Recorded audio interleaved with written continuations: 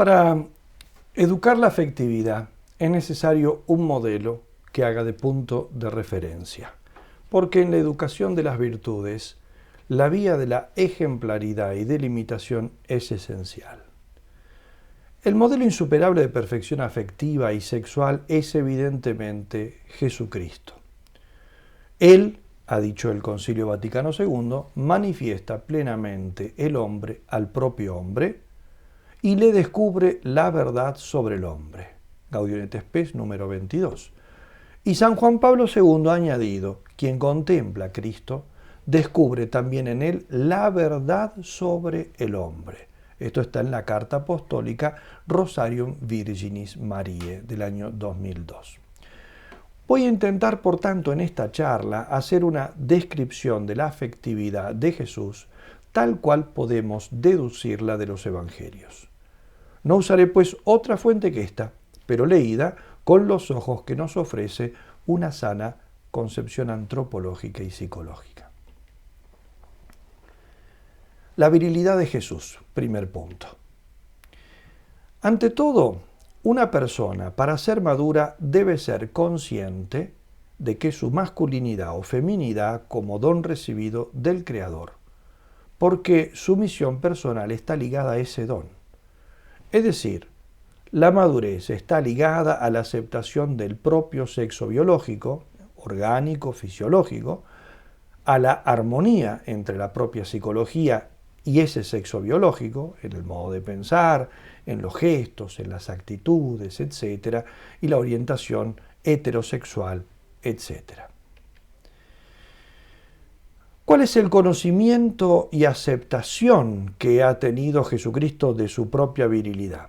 Sobre esto no tenemos alusiones directas en los evangelios, pero sí al menos indirectas, porque la ausencia en Jesús de conflictos de cualquier tipo y en especial con su propia sexualidad es ya una indicación de una vivencia normal, pacífica, serena de esta esfera personal. Los varones que se reconocen y aceptan como tales y las mujeres que se identifican y aceptan como mujeres no suelen aludir a esta realidad porque no lo necesitan. Son quienes padecen algún conflicto interior o ansiedades, dudas, perplejidades, los que insinúan los temas que los angustian, ya sea con preguntas indirectas, con quejas, con interrogantes expectantes. Los gestos y actitudes de Jesús muestran también que experimenta serena y maduramente su propia masculinidad. Por ejemplo, su capacidad de ser providente para otros, así lo vemos en el episodio, entre tantos otros, de la multiplicación de los panes, como él se preocupa de que los demás, los que lo han seguido, no tienen que comer. Su hombría sin alardes y sin histerismos en los momentos de altísima tensión e intenso sufrimiento, como por ejemplo al ser tomado prisionero en el huerto de los olivos, lo podemos leer en el capítulo 18 de San Juan.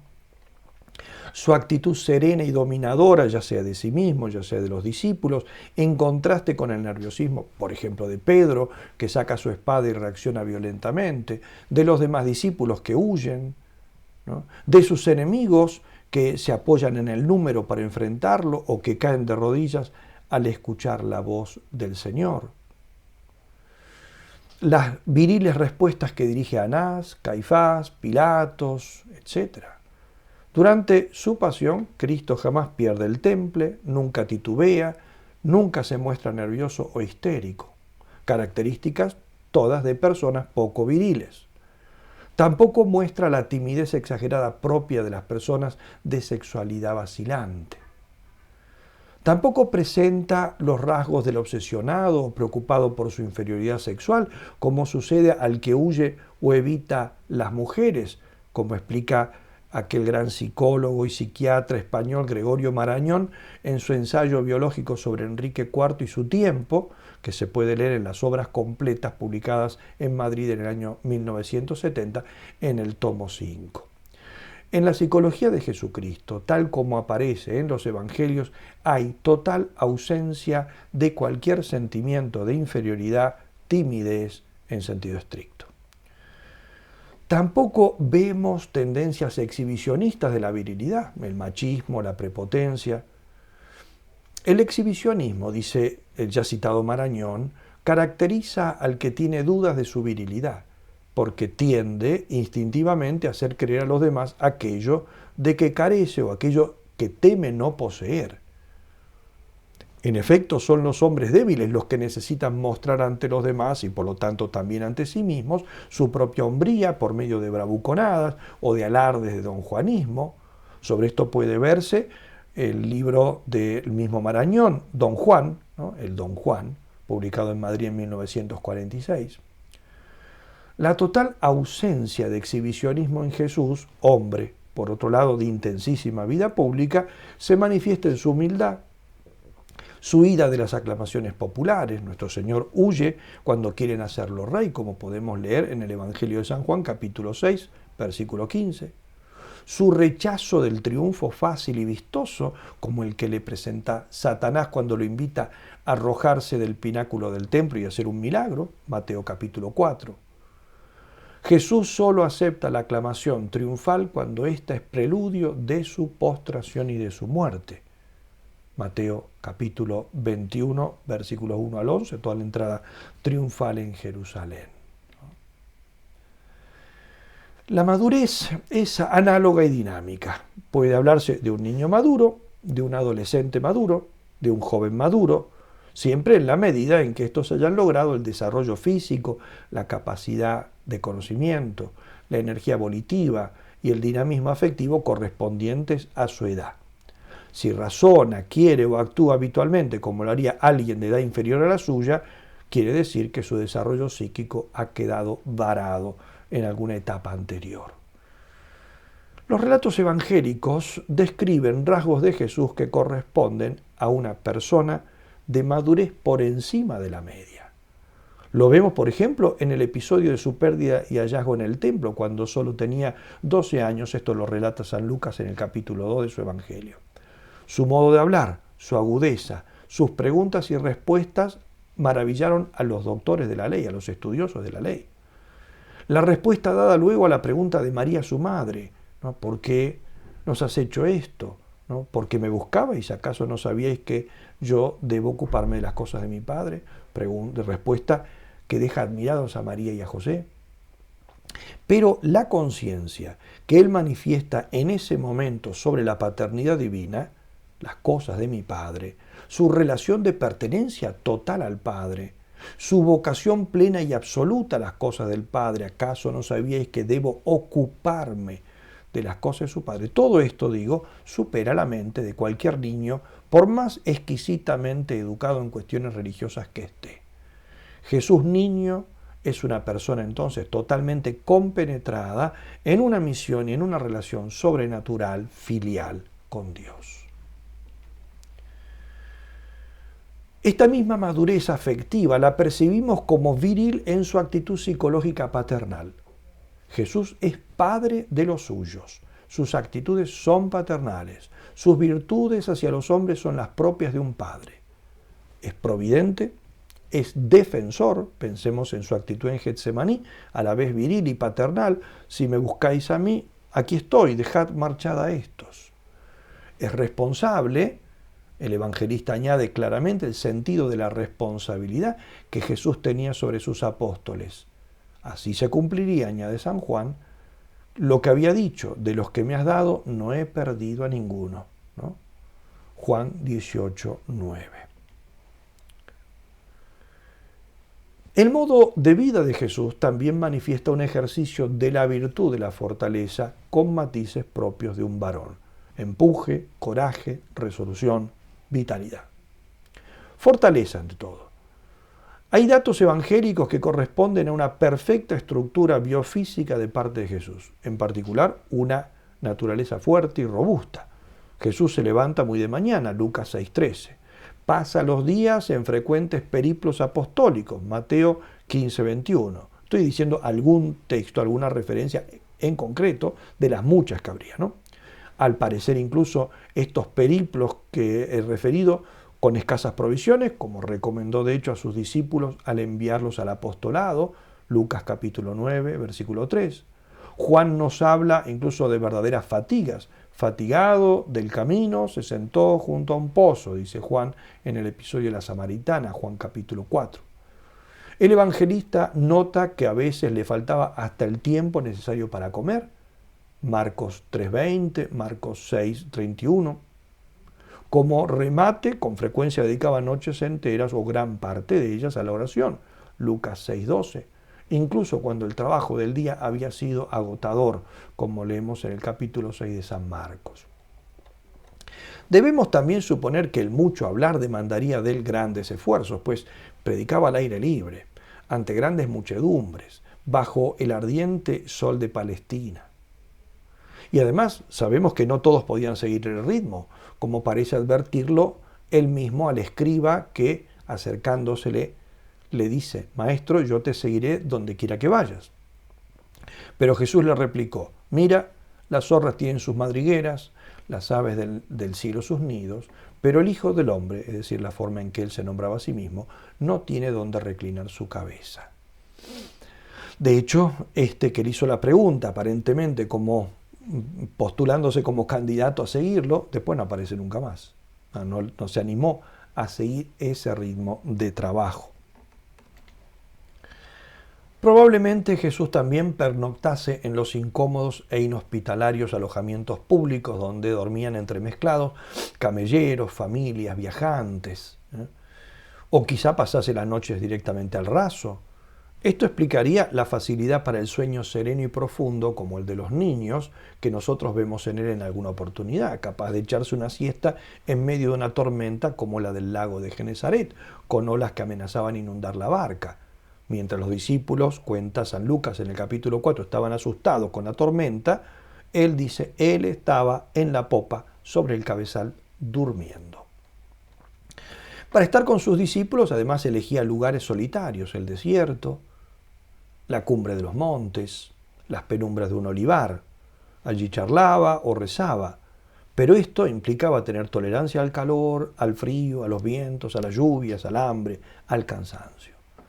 Y eso que no hablamos de un hombre tosco y cerril, sino de alguien que se muestra capaz de tratar con personajes de alcurnia, que sabe manejarse en un banquete y responder con mucha educación.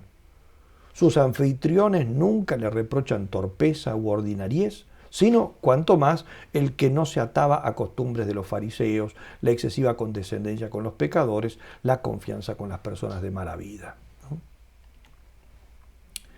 Luego, la actitud ante los enemigos. Sobran pasajes evangélicos que demuestran en Jesús el rasgo inconfundible del varón auténtico, que es la capacidad de imponerse a sus enemigos cuando una causa justa lo reclama. Para Jesús, la causa por excelencia era la gloria del Padre Celestial. Por eso, la única vez que lo vemos alzar una mano es cuando esa gloria fue profanada, es decir, en el episodio de la expulsión de los mercaderes del templo, convertido por estos en un mercado. Lo relatan esto los 4 evangelistas, Juan en el capítulo 2, Mateo en el capítulo 21, Marcos en el capítulo 11, Lucas en el capítulo 19. Y este hecho es emblemático. Podemos nosotros adivinar el estupor y miedo de sus adversarios, no solo porque veían arruinados sus negocios, sino porque la cólera del manso es temible. Porque el manso no se enoja sin motivo, pero cuando tiene motivo, su ira lo hace imponente, ya que no se calma sino cuando se restablece la justicia conculcada. Al iracundo se lo puede sobornar, pero esto es imposible con el hombre manso que se ha encolerizado racionalmente. En este suceso de la expulsión de los mercaderes del templo, Jesús justamente no actuó dominado por la pasión. No estaba fuera de sí.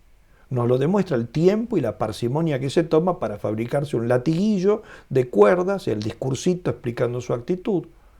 Todo cuanto hizo en esta ocasión, los empujones, las patadas, todo eso fue pensado, medido y querido. Y a pesar de haberlos llamado bandidos a aquellos que lo rodeaban, ninguno de estos comerciantes se atrevió a replicarle, porque, dice San Marcos, le tenían miedo. Su presencia imponía respeto y frenaba incluso los instintos homicidas, como ya había ocurrido incluso antes en Nazaret, cuando sus paisanos quisieron despeñarlos, pero él, dice San Lucas, pasando en medio de ellos, se marchó. La hombría de Jesús asustaba a sus enemigos, porque era hombría, no bravuconería. En el matón la aparente audacia nace de la pasión, pero el coraje auténtico se impone por la superioridad moral y brota de la razón y de la justicia. Por eso asusta a los contrarios. Es el coraje puesto al servicio de la justicia. Los enemigos de Cristo debieron esperar a que Él quisiera entregar voluntariamente su vida, como dice en el capítulo 10 de San Juan, para poder descargar su furia sobre Él. Un hombre sin rudez. Aunque Jesús soportaba enormes trabajos, como he dicho, esto no era por poseer una naturaleza rústica y cerril. Por el contrario, su cuerpo era de una delicadeza particular y su sistema nervioso especialmente sensible. ¿En qué vemos esto? En su capacidad de sufrir. El sudor de sangre en Getsemaní, Lucas capítulo 22, sus elocuentes palabras, triste está mi alma hasta el punto de morir, Mateo 26. En su capacidad de consolar, a pesar de estar a menudo agotado, curtido, abrumado, en vez de quejarse o pedir un momento de sosiego, ofrece a los demás su ayuda para llevar los sufrimientos de cada uno. Venid a mí los que estáis agobiados con trabajos y cargas, que yo os aliviaré. Mateo 11:28. Convengamos en que no es esta la psicología de un hombre con conflictos de personalidad, quejoso, malhumorado, de afectos conflictivos, de mentalidad enmarañada, ni menos de anhelos enrarecidos. También la espiritualidad de Jesús revela rasgos propios de una inteligencia y voluntad propiamente masculina. ¿En qué lo vemos? Primera cosa, el centro no es él mismo, sino su Padre. Jesús no detiene el afecto de sus interlocutores en sí mismo, sino que lo conduce a Dios Padre. De alguien dotado de una capacidad de atracción como la suya, de hecho dice San Juan, todos van hacia Él, palabras de los enemigos de Cristo, asustados de esa atracción que Él tenía sobre su entorno, de ese formidable poder de hacer milagros, admirado al punto de querer hacerlo rey, como vemos en el capítulo 6 de San Juan, de llegar a proclamarlo como Mesías, como cuando entra triunfalmente en Jerusalén, o como gran profeta, como dice San Lucas en el capítulo 7, dice, de un hombre así, con todos estos elementos, con todas estas características, es importantísimo subrayar este rasgo esencial. No frena los afectos de los demás en su propia persona, sino que los canaliza siempre hacia Dios Padre. Luego lo vemos esto en las parábolas. Las parábolas de Cristo son las parábolas de un varón. La espiritualidad viril de Jesús se manifiesta en el modo de predicar, las imágenes, ¿no? Todas las parábolas son creaciones de un pensamiento varonil equilibrado, las de Cristo me refiero. Como dice Bill Schmeier, si no supiésemos que estos sermones y parábolas que nos ha dejado el Evangelio provienen de Jesús, al menos podríamos concluir que pertenecen a un hombre de temple, un varón. En efecto, el tenor que tienen estas pequeñas joyas de la literatura, conceptos en ellas como el trabajo, la amistad, la fidelidad, la infidelidad, la paternidad, la traición del mal hijo, el arrepentimiento, la misericordia paterna, la virginidad, los malos jueces, los administradores camanduleros, la mujer fiel, la joven necia, los siervos sin entrañas, los hombres timoratos, etc. Todo esto, digo, responde a la fantasía de un varón, al ingenio masculino y a los modos de pensar varoniles. Una mujer de gran talento y fina espiritualidad, aun siendo capaz de crear piezas magníficas como las parábolas evangélicas, de hecho, las habría llenado de otro colorido distinto. Luego, el modo de amar. Jesús tenía facilidad para amar. De su encuentro con el joven rico, dice San Marcos, fijando en el joven su mirada, lo amó. Marcos capítulo 10. Este episodio revela muy bien el equilibrio afectivo de Jesucristo. Observemos algunos detalles. Primero, es un amor espiritual, porque ama los bienes espirituales del muchacho. su deseo de santidad, su pureza, no sus cualidades físicas o materiales. Jesús se enamora del corazón virtuoso, o al menos capaz de mucha virtud que tiene este joven. Es un amor, además, paciente, no intempestivo ni inoportuno. Él lo invita a su seguimiento solo después que el muchacho da muestras de no conformarse con los caminos comunes a todo mortal, cuando parece ser de los que quieren más. Cumple los mandamientos, esto ya lo cumplí desde mi juventud. Entonces ahí Jesús dice, bueno, este quiere más. Bueno, ve, vende todo lo que tienes, dale a los pobres, luego ven y sígueme. Pero en tercer lugar es un amor exigente. Llama a dejarlo todo sin ambigüedades ni propuestas aguachentas. Le ofrece en definitiva un camino de cruz y espinas. Ve, vende todo, luego sin nada, ven y sígueme. Es un amor desinteresado. No pide nada para sí. Ve, dáselo a los pobres. Ven y sígueme. Y el rasgo más destacable es un amor que respeta absolutamente la libertad. Jesús no se amarga, ni muestra despecho por la inesperada pusilanimidad del muchacho, ¿no? Lo mira alejarse, sin reprocharlo, sin desprecio ni desdén. En todo caso, podemos suponer con una tristeza escondida en lo más íntimo del corazón. Jesús y la mujer y la sexualidad. Jesús ante todo y los usos de su tiempo. Jesús no se atuvo respecto de la mujer, como algunos incluso entienden mal, a los usos del ambiente judío en que se movió.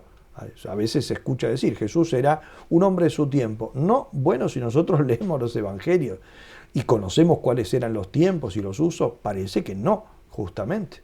Entre sus compatriotas rígidos, las mujeres eran discriminadas. Dice el Talmud, hay de aquel cuya descendencia son hembras. De hecho, no tenían acceso al aprendizaje de la ley. Dice la Mishnah que las palabras de la Torá, la ley, sean destruidas por el fuego antes que enseñársela a las mujeres. Quien enseña a su hija la Torá es como si le enseñase calamidades. Algunos judíos, de hecho, recitaban diariamente esta plegaria. Bendito sea Dios que no me hizo pagano, bendito sea Dios que no me hizo mujer, bendito sea Dios que no me hizo esclavo. Pues bien, la actitud de Jesús respecto de la mujer contrasta fuertemente con todas estas expresiones. Veamos que él no tiene reparos en conversar públicamente con la mujer samaritana, Juan capítulo 4. No toma en cuenta la impureza legal de la hemorroísa, Mateo capítulo 9. Deja que una pecadora se le acerque en casa de Simón el fariseo e incluso que lo toque para lavarle los pies y que llore sobre él, Lucas capítulo 7. Perdona a la adúltera, mostrando de ese modo que no se puede ser más severo con el pecado de la mujer que con el del hombre, Juan capítulo 8. Toma distancia de la ley mosaica para afirmar la igualdad de derechos y deberes del hombre y la mujer respecto del vínculo matrimonial, Mateo capítulo 19, Marcos capítulo 10. Se hace acompañar y sostener en su ministerio itinerante por mujeres. Dice el Evangelio de San Lucas capítulo 8, iba por ciudades y pueblos proclamando y anunciando la buena nueva del reino de Dios. Le acompañaban los 12 y algunas mujeres que habían sido curadas de espíritus malignos y enfermedades. María, llamada Magdalena, de la que habían salido 7 demonios, Juana, mujer de Cusa, un administrador de Herodes, Susana y otras muchas que les servían con sus bienes. Y les encarga el primer mensaje pascual e incluso avisa a los 11 su resurrección por medio de ellas, como puede verse, por ejemplo, en el capítulo 28 de San Mateo y los lugares paralelos a estos. Más aún, tenía incluso afecto especial por algunas de ellas. Dice San Juan, Jesús tenía particular afecto a Marta, a su hermana María y a Lázaro, hermano de estas dos. Sin embargo, su trato se ajustaba cuanto era posible a las costumbres de su tiempo. Por eso Juan dice que al encontrarlo hablando con la samaritana, ellos, o sea, sus discípulos, se extrañaron de que hablase con una mujer. Admiración de los apóstoles que resultaría inexplicable si Jesús tuviese la costumbre contraria. Vemos también el trato sano y maduro que tiene con el otro sexo. La madurez afectiva del varón en el trato con el sexo femenino se mide por la capacidad de establecer sanas relaciones de amistad y respeto con la mujer sin que esto implique perturbaciones, apegos, amistades peligrosas o un desgobierno de la propia sensibilidad. Muchas de las mujeres que Jesús encuentra en su camino ciertamente no habían tenido un pasado ejemplar y quizá el presente de algunas de ellas tampoco lo era. Por ejemplo, la samaritana había convivido ya con varios hombres y Jesús le manifiesta saber que el hombre con quien en ese momento vivía tampoco era marido suyo. La mujer que entra en casa de Simón el fariseo era probablemente una meretriz, ya que el anfitrión dice, para sus adentros, que era una pecadora por la que él siente particular repugnancia, lo cual significa que era prostituta. La adúltera que los enemigos de Cristo arrojan a sus pies con la esperanza de ponerlo en un aprieto, venía de ser sorprendida en su delito. De María Magdalena dice San Marcos que nuestro Señor había expulsado 7 demonios, ¿no? Y aún así, los encarnizados enemigos de Jesús, que lo van a acusar de ser glotón y borracho, Lucas 7, impostor, Mateo 27, endemoniado, Marcos 3, blasfemo, Mateo 26, nunca aluden a algún pecado contra la castidad, ni siquiera insinúan que Jesús fuese imprudente en esta materia.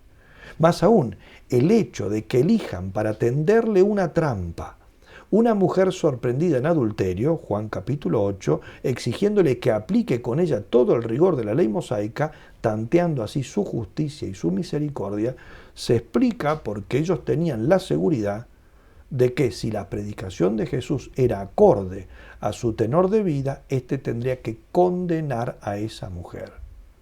Nosotros sabemos el lúcido desenlace de ese episodio y si alguno no lo recuerda, lo puede leer con mucho fruto de ese capítulo de San Juan. El equilibrio, además, el equilibrio realmente extraordinario de Jesús. Él, de quien los apóstoles, como dije antes, se admiraban al verlo conversar con la samaritana, después se deja tocar, besar, ungir por mujeres al menos en 2 oportunidades. La primera en casa del fariseo, que lo invita a comer, dice así el texto. Un fariseo le rogó que comiera con él y entrando en la casa del fariseo se puso a la mesa. Había en la ciudad una mujer pecadora pública, prostituta, quien al saber que estaba comiendo en casa del fariseo llevó un frasco de alabastro de perfume y poniéndose detrás a los pies de él comenzó a llorar y con sus lágrimas le mojaba los pies y con los cabellos de su cabeza se los secaba. Besaba sus pies y los ungía con el perfume. Eso está en San Lucas capítulo 7, versículos 36 al 38. La segunda escena la protagoniza la hermana de Lázaro, llamada María. Entonces María, tomando una libra de perfume de nardo puro, muy caro, ungió los pies de Jesús y los secó con sus cabellos, y la casa se llenó del olor del perfume. Juan capítulo 12.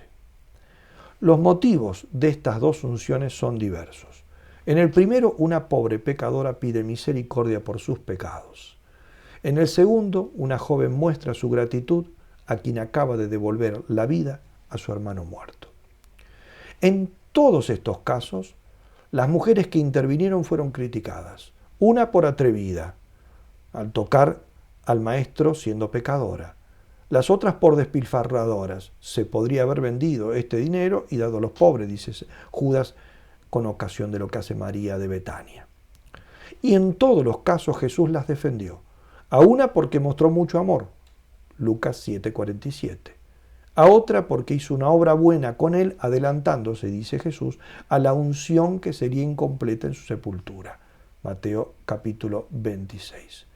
Pero en ningún momento alguno de los circunstantes pensó mal de Jesús, lo que habla del alto concepto que tenían de su equilibrio afectivo.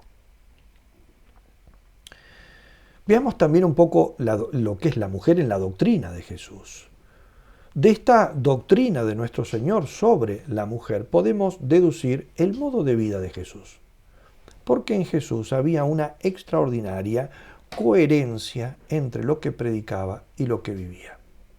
Pues bien, al comienzo de su ministerio, en el Sermón de la Montaña, Jesús afirmó lo siguiente: todo el que mira a una mujer deseándola, ya cometió adulterio con ella en su corazón. Mateo 5:28. La mentalidad judía solo condenaba los actos externos y consumados, pero Jesús condena la misma inclinación del corazón y la mirada que hace de la mujer ajena un objeto de potencial satisfacción sexual. Y llama a este pecado adulterio, mostrando que la mirada impura rebaja a la mujer a una cosa y al hombre que mira y desea a un manipulador. Jesucristo juzga esta actitud indigna del varón, lo que vale análogamente también para la mujer si hiciera otro tanto. Jesús era consciente de que con esto cambiaba la idea que enseñaban los maestros de Israel. Por eso dice expresamente: habéis oído que se dijo tal cosa, pero yo os digo lo siguiente, ¿no? Pero Jesús no podía decir esto si no lo vivía él mismo. Si él hubiese sido un hombre de costumbres inmorales, poco puro, libidinoso, resbaladizo, sus enemigos, que se sentían acusados de ser manga ancha, se lo habrían echado en cara a él.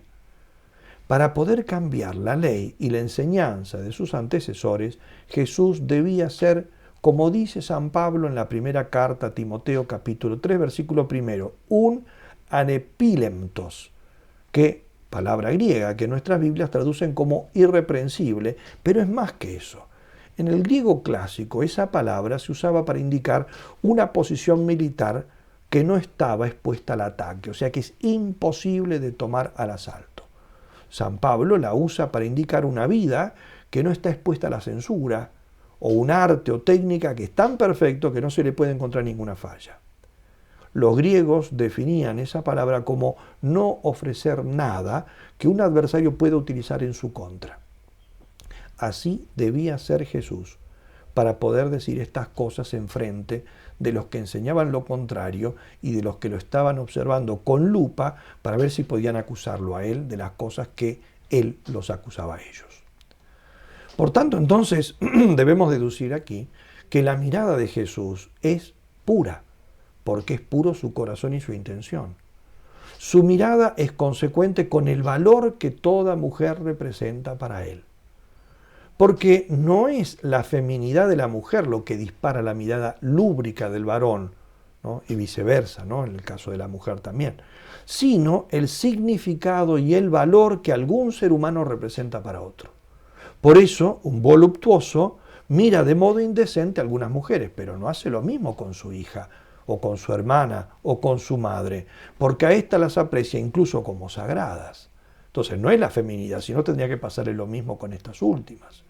Lo que hace el hombre casto es mirar limpiamente a todas las mujeres, y no solo a su madre o a su hija. Y así era la mirada de Jesús. Él ve en la samaritana un alma cansada y sedienta de valores trascendentales, y le ofrece un agua pura, que como le dice él mismo, salta hasta la vida eterna. En la mujer sorprendida en adulterio ve miedo, vergüenza, dolor, y le ofrece comprensión y perdón. Yo tampoco te condeno. En la pecadora que lava sus pies con lágrimas ve remordimiento y humillación, y elogia el amor de un arrepentimiento capaz de borrar las culpas pasadas. Digamos una palabra también de la relación entre Jesús y la Magdalena, porque en las últimas décadas una corriente literaria gnóstica ha publicado varios libros y novelas inventando una relación afectiva entre Jesús y María Magdalena que es todo menos ejemplar. Creo que la mayoría de ustedes se acordarán del famoso libro El Código Da Vinci de Dan Brown, que es quizá la más suave de todas estas publicaciones injuriosas contra Cristo. Los evangelios, sin embargo, que son la única fuente para conocer al verdadero Jesús, no dicen ni dan pie para decir, pensar ni conjeturar tales invenciones psicoanalíticas. Sin duda, la Magdalena guardaba una enorme gratitud hacia el Señor, quien había arrojado de ella 7 demonios, como dice Marcos en el capítulo 6. Por eso su fidelidad es a toda prueba, incluso durante la pasión, en la que la encontramos a los pies de Jesús en la cruz. Pero de esto no se sigue ninguna relación particular entre ellos. Más aún, si hubiera existido algo, resultaría extrañísimo que en el momento supremo de su muerte, estando María Magdalena al pie de la cruz, Jesús no le diga nada. Esa otra María, su madre, a quien mira y habla. Y es de ella de quien se preocupa y a quien encomienda el cuidado de su discípulo Juan, que era un adolescente, el cual a su vez se lo da como hijo a su madre. He ahí a tu hijo, hijo, he ahí a tu madre. Si la Magdalena hubiera sido algo de Jesús, esto no habría hecho falta, pues ella se habría ocupado de la madre de Jesús. En realidad, como se deduce de los evangelios, Jesús fue virgen. Y no por no haber tenido oportunidad de casarse, sino porque así quiso ser. Como dice Vilsmeier, a quien ya cité antes, en su hermoso libro Jesús, el varón ideal, no podemos imaginarnos a ninguna mujer al lado de este excelso varón. Antes, por el contrario, nuestro sentimiento religioso se opone a ello. Pero esto no lo exige solo nuestro sentimiento, sino nuestra honestidad intelectual. En efecto, es el rigor científico el que nos obliga a sostener que Jesús no pudo pertenecer a ninguna mujer. ¿Por qué? Ante todo por la conciencia que él tuvo de su entrega absoluta a la misión encomendada por su Padre. Su vocación es total, como ya dije antes, al referirme al episodio de su pérdida y hallazgo entre los doctores de la ley, cuando tenía ya solo 12 años. Si el gran líder indio, Mahatma Gandhi, al consagrarse por entero a la paz y a la política de su país, le pidió a su esposa que de ahí en más vivieran en continencia porque su deber no le permitía que compartiera sus preocupaciones con sus obligaciones maritales, ¿qué pensaremos de Jesús, que vivió totalmente para la voluntad de su Padre? Además, lo requiere la coherencia con la renuncia que él le exige a quienes quieran seguirlo plenamente. Dice en Mateo capítulo 10, quien ama a su padre o a su madre más que a mí, no es digno de mí. El que ama a su hijo o a su hija más que a mí, no es digno de mí. Y San Lucas en el capítulo 14 refiere esta misma afirmación de otra manera. Si alguno viene donde mí y no odia a su padre, a su madre, a su mujer, a sus hijos, a sus hermanos, a sus hermanas y hasta su propia vida, no puede ser discípulo mío, ¿no? Marcos en el capítulo 10 añade otra cosa más referida a Pedro. Dice, Pedro se puso a decirle, ya lo ves, nosotros lo hemos dejado todo y te hemos seguido. Jesús le dijo, yo os aseguro, nadie que haya dejado casa, hermanos, hermanas, madre, padre, hijos o hacienda por mí o por el Evangelio, quedará sin recibir el 100 por uno. Por lo tanto, él, que consideraba indigno de su escuela, a quien pusiera en un platillo de la balanza el discipulado y en el otro a cualquiera de sus consanguíneos, esposa incluida, no podía honestamente estar ligado a nadie en este mundo. Quien alaba a los que han dejado todo por él no podía él mismo estar atado a nada ni a nadie. Además, la castidad de Jesús es una necesidad que le impone su corazón, no por limitación, sino por exceso de amor a Dios y a las almas. Dicho de otro modo, es una castidad virtud, porque no toda castidad es virtuosa. Como dice Bruckberger, todo lo que es materialmente casto no por ello es virtuoso. Existe la castidad de las piedras, la de los corazones secos, la de los avaros de sí mismos y la de los impotentes, la de los cobardes, beatos que tienen miedo al infierno. Todas esas castidades están podridas. Jesús, en cambio, fue célibe, casto, con esa castidad virtuosa, heroica. Fue virgen y virginizador, es decir, inspirador de vírgenes, a pesar de que nadie tuvo en tal alta estima el matrimonio como él, como diré enseguida. Jesús y los planes del Creador. La madurez afectiva y sexual de una persona también se evalúa por su conocimiento y aceptación de la ley divina sobre estos temas. Jesucristo no solo conocía perfectamente la ley de Dios, sino que Él era el autor de la misma porque Él es Dios. En consecuencia, Jesús tenía una comprensión maravillosa y única de los planes divinos sobre la sexualidad humana. Lo vemos en la altísima idea que tiene de lo que Él llama el principio. Cuando dice a los fariseos, al principio no fue así. ¿Qué quiere decir eso? ¿Cuál es el principio? Esta expresión, como dije, se encuentra en la discusión con los fariseos sobre el divorcio. El pasaje dice lo siguiente: se le acercaron unos fariseos que para ponerle a prueba le dijeron, ¿puede uno repudiar a su mujer por un motivo cualquiera?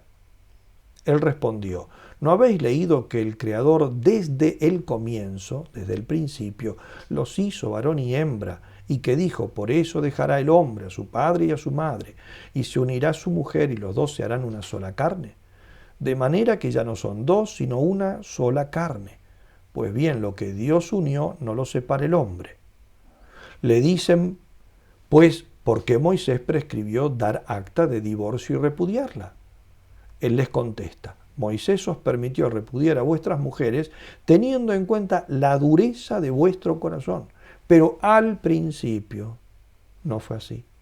Ahora bien os digo que quien repudia a su mujer, salvo en caso de fornicación, y se case con otra, comete adulterio. Mateo capítulo 18, versículos 3 al 9. El principio, pues, es el momento de la creación, momento fundacional de todo lo que existe. Para nuestro Señor tiene un valor paradigmático y normativo, es decir, es el momento en que Dios Creador hace las cosas y les da la ley natural que las regirá de ahí en más. Entre esas leyes está la del matrimonio. Con el paso del tiempo y el endurecimiento que el pecado introduce en los corazones, Dios toleró algunas excepciones a la ley para evitar males mayores, entre ellas el divorcio. Jesús dice claramente que esto no lo quiso Dios, sino que lo toleró por la esclerosis, dureza, por la dureza, esclerosis en griego, de los corazones, ¿no? Pero repite, al principio no fue así, ¿no? Y ahora que Él ha venido a traer su gracia, esa gracia que derrite la dureza del alma, impone por eso el retorno al principio normativo de Dios. De ahí que les recuerda la verdad del matrimonio tal como fue querida por Dios. Se unirá el hombre a su mujer y ya no serán más dos seres, sino una sola carne. La expresión bíblica carne no hace referencia al cuerpo, sino a la persona. Una sola carne significa bíblicamente una sola cosa, una unidad física, un solo corazón, una armonía de afecto, un concierto de espíritus. Es una comunión de personas, communio personarum. Tan fuerte es esta unión que prima sobre los lazos filiales de sangre, que son los más estrechos entre los seres humanos, y esto lo dice Dios en el Génesis. Por eso dejará el hombre a su padre y a su madre para unirse a su mujer, ¿no? O sea, es más fuerte este lazo que aquel otro, ¿no? Esto, sin embargo, no vale, dice Jesucristo, para cualquier modo de unión entre el varón y la mujer, sino al que es sellado con la bendición divina, es decir, el matrimonio. Por eso aclara el Señor, salvo en caso de fornicación, es decir, en una unión no matrimonial, sea esta una fornicación simple, un concubinato, un adulterio, lo cual no establece verdadero vínculo. Esta misma idea subyace en el Sermón de la Montaña, donde el Señor restaura el plan divino sobre el matrimonio, o sea, vuelve al principio, ¿no? Dice San Mateo en el capítulo 5 al 8 de San Mateo es donde tenemos completo el Sermón de la Montaña. Allí dicen los versículos 27 al 32 del capítulo 5. También se dijo, el que repudia a su mujer que le dé acta de divorcio. Esto es lo que había dicho Moisés. Pues yo os digo, en un cambio, pues yo os digo, todo el que repudia a su mujer, excepto en caso de fornicación, como acabo de explicar, la hace ser adúltera, y el que se case con una repudiada comete adulterio. Habéis oído, se dijo, pero yo os digo, Jesús restaura el valor del matrimonio y su indisolubilidad en el estado primitivo de Dios, pero además le da lo que es la fuerza la gracia cristiana y lo eleva a sacramento. El equilibrio psicológico de Jesús. Veamos algunos elementos que nos muestran esta armonía interior de lo que ha sido la psicología de nuestro Señor Jesucristo en el plano humano, porque Jesucristo, verdadero Dios y verdadero hombre, en cuanto hombre, tenía un alma humana, con una psicología humana, con una voluntad humana, ¿no? Ante todo el dominio de sí, Jesús tiene perfecto dominio de sí. Ya lo hemos visto en el episodio que comenté de la expulsión de los mercaderes del templo. Pero esto no es un episodio aislado, es algo constante en él. Notamos nosotros, por ejemplo, que jamás se impacienta ante las ofensas hechas a su propia persona, como ocurre, en cambio, a los hombres inseguros y acomplejados. Jesús solo se impacienta cuando la injuria afecta la gloria de Dios o su misión redentora, es decir, contra quienes quieren apartarlo de la cruz, como ocurre con Pedro en el episodio de Cesarea de Filipos, Mateo capítulo 16, cuando Jesús revela que va a morir en la cruz y San Pedro le dice, Señor, ni se te ocurra, no pienses de estas cosas. Jesús incluso llega a decirle, Satanás, apártate de mí, Satanás, porque lo está tratando de apartar de la cruz para lo que vino a este mundo, dar su vida por nosotros. Vemos también que Jesús nunca castiga de más. Jesús desconoce lo que es la crueldad, la venganza, los celos, la intriga, el despecho, todos defectos que suelen identificar a las personas con dificultades afectivas o incluso desviaciones sexuales.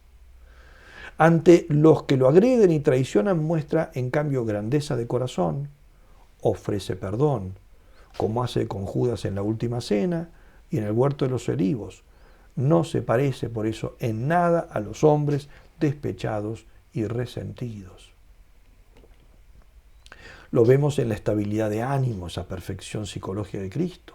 Jesús no es depresivo, ni malhumorado, ni rencoroso, que son defectos habituales que acompañan a las personalidades con conflictos de identidad sexual o con irregularidades sentimentales. Él tiene perfecta estabilidad anímica. Tiene conciencia de su misión. No presenta nunca dudas de su identidad. Tiene perfecta conciencia de lo que va a hacer, instaurar el reino de Dios y atraer a las almas a la reconciliación con Dios por medio de su propio sacrificio en la cruz.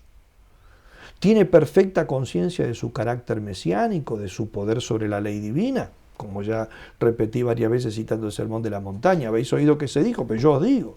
Tiene poder sobre eso, superioridad. Tiene conciencia de su identidad con el Padre, y sus enemigos se lo van a decir sin que él lo desmienta, como leemos en el capítulo 5, versículo 8 del Evangelio de San Juan. Los judíos trataban con mayor empeño de matarle, porque no solo quebrantaba el sábado, sino que llamaba a Dios su propio Padre, haciéndose igual a sí mismo, a Dios. Tiene una perfecta relación con su Padre. La relación filial de Jesús con Dios Padre es magnífica. Se siente amado por el Padre, tiene una confianza sin límites, como dice cuando va a resucitar a Lázaro, capítulo 11 de San Juan. Padre, te doy gracias por haberme escuchado. Yo sabía que tú siempre me escuchas. Siente ternura y un amor sin condiciones. En el Evangelio de San Marcos, capítulo 14, le reza a su Padre, Abba, Padre, todo es posible para ti. Aparta de mí esta copa, pero no sea lo que yo quiero, sino lo que quieres tú. Todo esto lo diferencia de muchas personas con problemas afectivos y sexuales, los cuales con mucha frecuencia, no siempre, pero con mucha frecuencia, han experimentado un enmarañado trato con su padre terreno, que ha terminado por marcar también una desabrida y amarga relación con Dios Padre. Lo vemos también en la idea que tiene del mal y del dolor. Jesús manifiesta una equilibradísima idea del mal, del sufrimiento, de la cruz, lo que es signo de una afectividad serena, madura y completamente integrada. En él se da de modo extraordinario el pati aude, atrévete a sufrir, que Víctor Frankl ha identificado como contraseña del hombre capaz de mantener el equilibrio perfecto en las más críticas vicisitudes de la vida, Así explica este autor en su obra, por ejemplo, Logoterapia y Análisis Existencial, publicada en 1990. Jesús no rehúye su cruz, al contrario, llega al punto de llamar demonio, como ya dije antes, al amigo que quiere apartarlo de su camino, del camino de la cruz, ¿no? En otra de las obras de Víctor Frankl, La voluntad de sentido, publicada en Barcelona en 1983 en lengua española, el mismo autor Frankl ha dicho: el sufrimiento que parece no tener sentido lleva a la desesperación. Pues bien, para Jesús el dolor y su pasión tienen un sentido trascendente, único, que no está dispuesto él a abandonar por ningún atajo ni promesa, como queda patente en el rechazo de las tentaciones que el demonio le pone en el desierto, que no son otra cosa que escamoteos de la cruz. Esto significa que Jesús es un hombre lleno de esperanza, de convicción, de seguridad y por tanto con un profundo equilibrio emotivo y sexual, pues la inmensa mayoría de los desórdenes de la sexualidad nacen como falsas rutas de escape de un dolor que no se sabe enfrentar o manejar. El sentido de la vida, más aún, Jesús tiene un clarísimo, intenso y convencido sentido de la vida y de su misión, como le dice con vehemencia al mismo Pilatos, Juan capítulo 18, versículo 37. Yo para esto he nacido y para esto he venido al mundo, para dar testimonio de la verdad, ¿no? Hoy alguien que habla así se diría que es una persona asertiva, más aún, sublimemente asertiva, ¿no? Esto lo inmuniza de toda forma de neurosis y en consecuencia de cualquier conflicto afectivo y sexual, que son manifestaciones neuróticas, ya sea pasajeras o bien permanentes, según los casos. Jesús carece de rasgos inmaduros. No se observan en él rasgos psicológicos aniñados o infantiles, propios de una inmadurez. Así, por ejemplo, sus imágenes y parábolas son extraordinariamente sencillas, pero no pueriles. Jesús es una persona que recurre a numerosos símbolos, pero estos no manifiestan conflictos irresueltos, ni ideas obsesivas, ni miedos insuperados, ni fracasos sin digerir. No se ve en su personalidad rasgos idealistas, pero inmaduros o inexpertos. Jesús tiene una clara identificación de su ideal, del establecimiento de su reino, pero en ningún momento manifiesta entusiasmos imberbes, ni visiones utópicas, y cuando a su alrededor todos gritan y exultan pensando que está por inaugurar su reinado terreno, él llora, y llora solo, llora la caída de Jerusalén. Dice San Lucas en el capítulo 19 de su Evangelio, relatando el momento en que Jesús entra triunfal en Jerusalén: la multitud de los discípulos llenos de alegría se pusieron a alabar a Dios a grandes voces por todos los milagros que habían visto. Pero al acercarse y ver la ciudad, Jesús lloró por ella, porque ve proféticamente todo lo que ésta habría de sufrir en el futuro. Jesús es extremadamente realista. Siempre sabe y predica que el triunfo pasa por la cruz, por el dolor, por la muerte, ¿no? A las que seguirán, sí, la resurrección, el triunfo. Nos dice él: si el grano de trigo no muere, no da fruto. Y al primero que se lo aplica es a sí mismo. Jesús actúa además como un hombre de enorme experiencia a pesar de su juventud. Jesús no se engaña sobre los corazones. Dice Juan en el capítulo 2, no tenía necesidad de que se le diera testimonio acerca de los hombres, pues él conocía lo que hay dentro del hombre. Jesús es prudente, conoce los tiempos de cada hombre, ¿no? Por eso le responde a Pedro en Juan capítulo 13, comenzando el sermón de la última cena: lo que yo hago tú no lo entiendes ahora, pero lo comprenderás más tarde, ¿no? Así como no hay rasgos infantiles, en Jesús tampoco vemos rasgos envejecidos. No encontramos en él una personalidad decrépita, avejentada. Así, Jesús no es un hombre pesimista, sin esperanza, repetitivo, fijado en determinados temas, como vemos en muchos hombres de mentalidad envejecida. A Jesús no le molestan las muchedumbres ni los niños, ni se impacienta ante la inexperiencia de sus discípulos. Al contrario, cuando estos tratan de apartar a los niños porque estarían molestando, saltando, gritando, y todo. Jesús dice, dejad que los niños vengan a mí. O sea, justamente la actitud contraria de la que tienen sus discípulos. Jesús vemos incluso un sano sentido del humor. Es un rasgo que distingue a los hombres equilibrados afectivamente de los que no lo son, ¿no? El diablo no tiene humor, sino que es irónico y mordaz. Lo mismo sucede con la persona resentida. En su ensayo sobre Tiberio, Gregorio Marañón sostiene que es propio del resentimiento usar el humorismo como un disfraz para crucificar, entre sonrisas, ¿no?, las personas a las que le tenemos inquina. Hacemos creer que estamos bromeando, pero en realidad lo que hacemos es hostigar, ridiculizar y humillar al que no nos cae bien. Jesús no tiene nada de esto. No hay mordacidad, nunca humilla, pero era muy alegre. Y San Lucas llega a decir que estaba lleno de gozo. Lucas capítulo 10, versículo 21. De hecho, Jesús sabía participar de la alegría ajena, asistiendo a bodas en Caná, a banquetes que sus amigos le brindan, Mateo, Simón el fariseo, Marta y sus hermanos. Jesús desea que los demás participen de su propio gozo. Dice, quiero que mi gozo esté en vosotros y vuestro gozo sea pleno. Su humor es delicado, como se advierte en su diálogo con Felipe antes de la multiplicación de los panes, ¿no?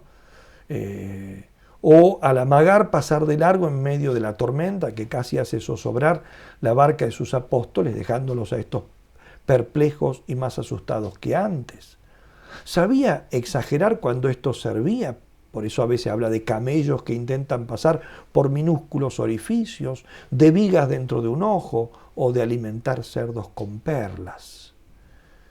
Y aunque no conocemos muchos rasgos del humor de Jesús, podemos suponer, por analogía con los demás atributos que hemos visto hasta aquí, que no sería ni mundano, ni sensual, ni chabacano, ni chocarrero, ni pícaro, ni desvergonzado. Estas cualidades son propias de los que carecen de verdadera gracia e ingenio, y por eso, porque no tienen gracia ni ingenio verdaderos, recurren a la agudeza frívola, al chiste verde, subido de tono. Con esto buscan ganarse la complicidad de los lujuriosos y mundanos como ellos. Jesús y el amor oblativo. El hombre inmaduro vive encerrado en las fronteras de su ego. El maduro, en cambio, puede entregarse totalmente porque se posee a sí mismo. El hombre maduro puede morir a sí mismo y lo hace para darse a una causa, a un ideal, a una persona. De ahí que la culminación del desarrollo afectivo sexual se evidencia en la capacidad de amistad y de oblación de la propia persona. El amor de amistad es la forma más perfecta del amor. Es el amor que establece lazos afectivos y espirituales recíprocos, a modo de una circulación del amor.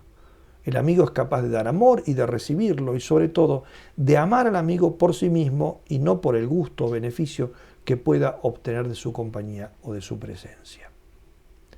Jesús fue un gran amigo, es decir, una persona con enorme capacidad de amistad, pero de la amistad más noble, porque hay distintos tipos de amistad. Una que es propia entre iguales, a quienes no une ninguna consanguinidad; otra, la que se da entre hermanos; otra, la amistad conyugal, como define, por ejemplo, Santo Tomás al matrimonio, ¿no? Amor de amistad. Hay una amistad propia entre el maestro y el discípulo, y hay finalmente una amistad especial entre el padre o la madre y los hijos. El modo de amistad que nosotros observamos entre Cristo y sus discípulos se asemeja más propiamente a este último que acabo de mencionar, al de la paternidad. Porque observemos, Pedro, Juan y Santiago son amigos entre sí, y también los tres son amigos de Jesús. Pero el vínculo que los une entre ellos, a Pedro, Juan y Santiago entre sí, es una amistad interpares, entre iguales. En cambio, la amistad que une a ellos con Jesús es una amistad de paternidad-filiación. Y esto a pesar de que Jesús debía ser probablemente más joven que algunos de ellos. Por ejemplo, ciertamente era más joven que Pedro. De hecho, ¿en qué vemos esto? en que Jesús trata a sus discípulos y especialmente a quienes elige como apóstoles como un padre. Los educa, instruye, defiende, alienta, corrige, reta, levanta de la postración, los lleva hacia el Padre Celestial, les da alas para que vuelen por sí solos, ejerce con ellos una delicada providencia. Los discípulos, a su vez, brindan a nuestro Señor admiración, respeto, reverencia. Simón Pedro cayó de rodillas, dice San Lucas, diciendo: aléjate de mí, Señor, porque soy un pecador. También ellos le dan confianza y necesidad, ¿no? Señor, ¿a quién vamos a ir? Tú eres el único que tienes palabras de vida eterna, ¿no? Aún así, todo ser humano tiene una dimensión de su alma que es incomunicable, donde solo Dios puede penetrar. Por eso, en Jesús se percibe esa soledad del corazón, incluso cuando más rodeado de gente está, e incluso cuando la gente que lo rodea son, como acabo de decir, sus más íntimos amigos. En la última cena, por ejemplo, sus gestos, palabras, tan cargadísimos de emoción, no encuentran eco entre sus mejores amigos. Hasta Juan, que come recostado sobre su pecho, queda lejano de las profundidades en que vive el Señor. Y esa brecha se ahonda luego en Getsemaní. Cuando va a buscar a Pedro angustiado y lo encuentra dormido: Pedro, no has podido velar conmigo ni siquiera una hora. Jesús, pues, tenía una capacidad de amistad desbordante, pero sus amigos nunca podían colmar su corazón, que estaba hecho solo a la medida del Padre Celestial. Por eso, la amistad de Jesús se asemeja a la que hay entre el padre o la madre y sus hijos. Es una amistad que da infinitamente más de cuanto recibe. La amistad con los apóstoles se nota en el trato que les da. A pesar de la desproporción entre Jesús y sus amigos, Él es siempre quien se abaja. Él es el mayor, sin embargo es el que está a los pies de ellos. Jesús conoce las cualidades y méritos personales de cada uno de ellos. Por eso, elige a Pedro como cabeza de los otros por la sinceridad y generosidad de ese curtido pescador de Cafarnaúm. Pero, en cambio, privilegia a Juan con una intimidad especial. Y este se llamará a sí mismo el discípulo que Jesús amaba. ¿Por qué? Por la inocencia de su edad, la inocencia y pureza de su corazón. Y por el contrario, cuando tiene que elegir un administrador del dinero común, no elige ni a Pedro ni a Juan, elige a Judas, porque éste era hábil para los negocios terrenos, aunque sus esperanzas sobre Cristo fueran meramente políticas y mundanas, y por eso terminará traicionándolo. Jesús también conoce el estado de cada corazón. Cuando en la última cena le dice: vosotros estáis limpios, aunque no todos. Y lo decía por Judas, conocía su estado. Pero no ignora los límites y defectos también de cada uno, los puntos débiles, sus flaquezas, sus carencias, ¿no? En el capítulo 6 de San Juan, el discurso eucarístico, dice: Jesús sabía desde el principio quiénes eran los que no creían y quién era el que lo iba a entregar. A veces incluso llegará esto a decirlo de antemano: todos vosotros vais a escandalizaros de mí esta misma noche. Mateo 26, 31. ¿No? Así todo, él, que conocía las debilidades, que conocía de antemano todos estos límites, incluso todas las traiciones que iba a recibir, a pesar de todo esto, nunca los rechaza cuando le fallan. Al contrario, les toca el corazón para invitarlos a volver, como a Pedro, con una simple pero sentida mirada en el patio de Caifás. El Señor se volvió y miró a Pedro y recordó Pedro las palabras que el Señor le había dicho: antes que cante hoy el gallo, me habrás negado 3 veces. Y saliendo fuera, rompió a llorar amargamente. El mismo reproche dirigido a Judas en el huerto de los Olivos trasunta más dolor por el amigo extraviado que amargura o rencor por la traición de la que está siendo objeto. Jesús le dijo: Judas, con un beso entregas al Hijo del Hombre. Era una amistad, la de Cristo, sin embargo, ordenada. Jesús establece un orden en la amistad. Aunque ame a todos sus amigos, no los ama a todos por igual. porque elegir siempre implica jerarquizar. Al elegir a los 12 manifiesta un amor especial respecto de todos los demás discípulos.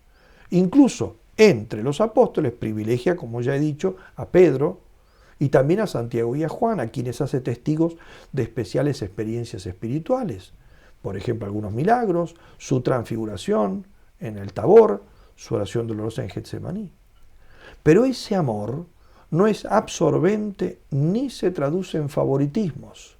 Si le permite a Juan recostarse en su pecho y le responde preguntas que ningún otro escucha, a él de hecho le revela quién es el traidor, sin embargo no lo deja como su vicario en la tierra, sino que dejará a Pedro, el que lo había negado 3 veces. Es una amistad la de Cristo sin celotipia. Jesús no se muestra nunca celoso con sus discípulos, no es sobreprotector, no es entrometido, no es controlador. Ante la incomprensión reacciona dolorido, pero con magnanimidad. El Evangelio de San Lucas, capítulo 18, dice: ellos nada de esto comprendieron, estas palabras les quedaban ocultas y no entendían lo que decía, ¿no? O sea, no lo acompañan en eso. Jesús es perdonador, no se resiente ante el abandono ni ante la negación, y durante las apariciones ya resucitado, jamás alude a la traición, ni a la ingratitud, ni a la fidelidad que le han mostrado sus flojos amigos durante la pasión. Y sobre todo Jesús es capaz de amar sin correspondencia. Porque la afectividad de Jesús está adornada de este rasgo que es el más notable de la madurez, que es la capacidad de amar sin ser correspondido, y más aún en el caso más heroico, el amar aún siendo odiado. Entre los judíos del Antiguo Testamento se elogiaba al hombre que ama a los suyos y odia a los enemigos. Esto no estaba estrictamente escrito en la ley, pero se había impuesto por costumbre humana. Así, la venganza del enemigo, mientras fuera justa y no se excediera, no era vista como un rasgo de inmadurez. Pero Jesús va a cambiar esto. Va a decir justamente, refiriéndose a esto, lo que habéis oído es esto, pero yo os digo, ¿no? Jesús lo cambia expresamente, ¿no? Y citando esta idea común: habéis oído que se dijo, amarás a tu prójimo y odiarás a tu enemigo.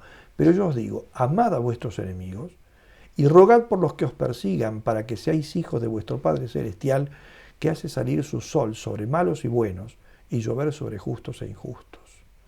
Y va más allá todavía, ¿no? Amad a vuestros enemigos, haced el bien a los que os odian, bendecid a los que os maldigan, rogad por los que os difamen. Lucas capítulo 6, versículos 27-28. Amar, hacer el bien, bendecir y rogar justamente a los que más repulsión nos causan desde el punto de vista afectivo. Y esto no era para él cosa de palabras nada más. Fue lo que hizo en el momento supremo de su existencia.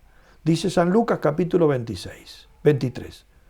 Llegados al lugar llamado Calvario, le crucificaron allí a él y a los malhechores, uno a la derecha y otro a la izquierda. Jesús decía, o sea, no lo dijo una vez, lo repetía: Padre, perdónales porque no saben lo que hacen. Es lo que él había predicado.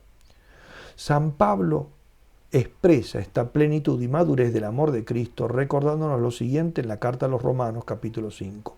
Siendo nosotros todavía pecadores, murió por nosotros. Cuando éramos enemigos, fuimos reconciliados con Dios por la muerte de su Hijo. Los elementos que hemos ido repasando ponen de relieve con singular evidencia la salud o perfección de la afectividad de Jesús. Como consecuencia, también manifiestan su equilibrada castidad, pues esto último se deriva de lo primero. Por eso sinteticemos estas ideas que he venido dando como signos positivos y signos negativos del perfecto equilibrio del Señor. En primer lugar, los signos positivos. Signos positivos de su medida, de su mesura, son la templanza, mortificación y fortaleza de Jesús, sus ayunos, sus noches enteras de oración, no tenía donde reclinar la cabeza, es un caminante extraordinario, resiste sin queja alguna la sed, el sol, la fatiga, las impertinencias de quienes lo rodean. Todo esto pone en evidencia su gran resistencia física y equilibrio orgánico. Segundo lugar, la enorme prudencia, perfecta justicia y grandísimo coraje. Estas virtudes, y en grado tan alto, postulan la excelencia análoga de aquellas virtudes morales de las cuales el Evangelio no dice nada. Por ejemplo, la castidad. ¿Por qué? Porque las virtudes morales crecen juntas en perfección. Por lo tanto, si tenía en grado heroico estas otras, debemos suponer que todas las que crecen junto con ellas estarían también en un grado elevadísimo.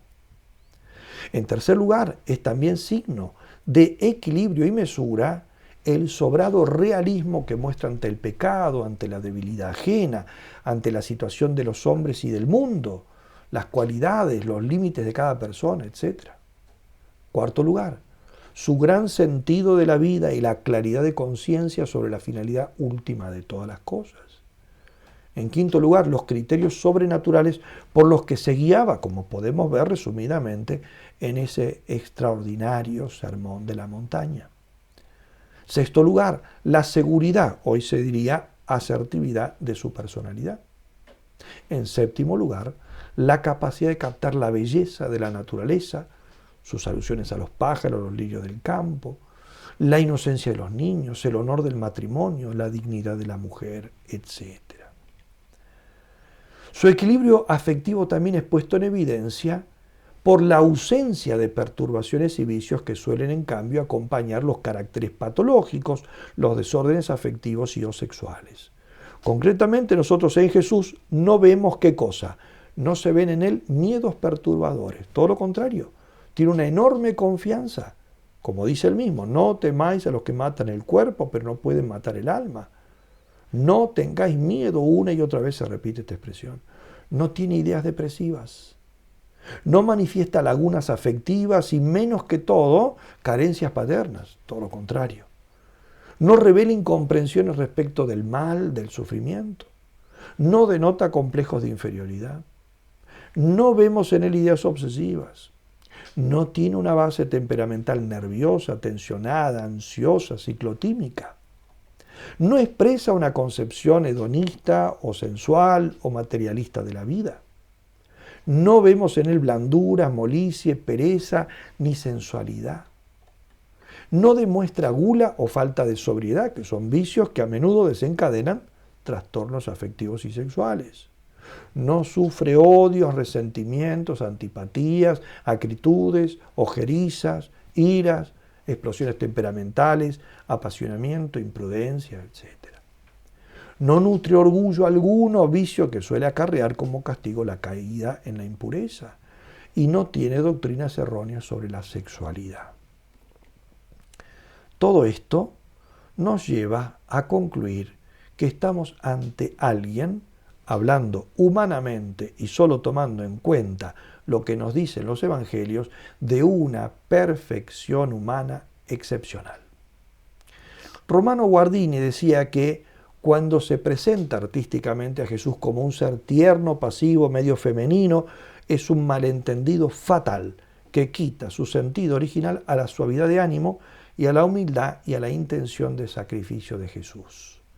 Y lo mismo sucede con su representación contraria, cuando se quiere caracterizar la esencia de su masculinidad solamente por la energía activa, por la combatividad agresiva y por determinadas ideas de honor.